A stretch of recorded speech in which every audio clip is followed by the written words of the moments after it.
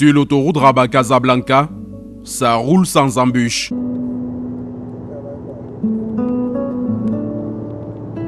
Cet axe routier stratégique qui relie les deux capitales politiques et économiques du Maroc se particularise par la largeur de ses voies, permettant la circulation d'au moins 4 véhicules dans chaque sens. Il y a des niveaux où on se trouve avec 4 bandes dans un sens de circulation.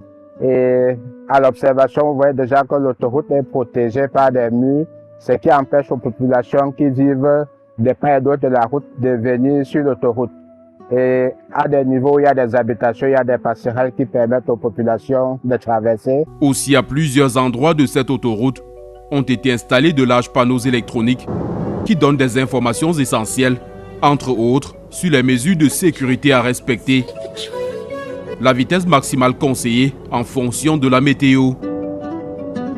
Long d'un peu plus de 80 km, cet axe a un seul péage avec une trentaine de terminaux, dont certains sont automatiques.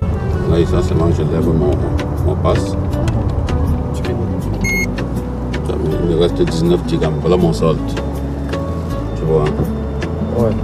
Non loin de ce péage, une aire de repos a été construite.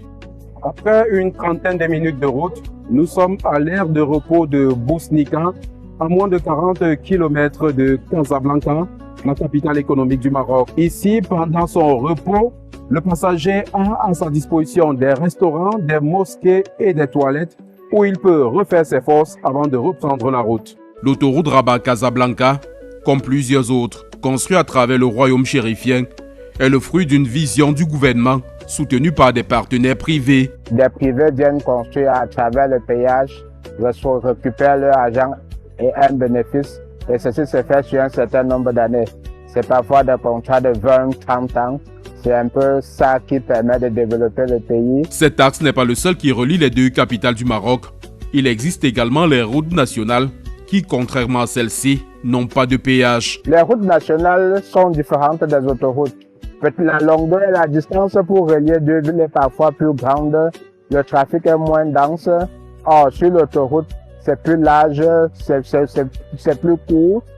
Et sur la route nationale, il n'y a pas de péage. C'est-à-dire que quand tu dois te déplacer d'un point A à un point B, tu es libre de choisir la route qui t'arrange en fonction de ton emploi de temps ou bien du temps que tu disposes.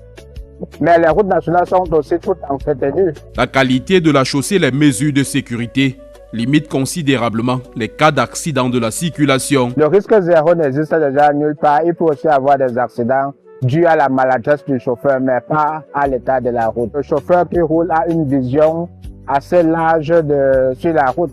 Que ce soit sur la route nationale comme sur l'autoroute, c'est difficile de ne pas voir un véhicule qui est devant soi. Le gouvernement marocain a engagé la construction d'une deuxième autoroute Rabat-Casablanca. Elle aura 3 voies. Le projet, qui va coûter 6,5 milliards de dirhams, soit environ 399 milliards de francs CFA, sera livré en 2028.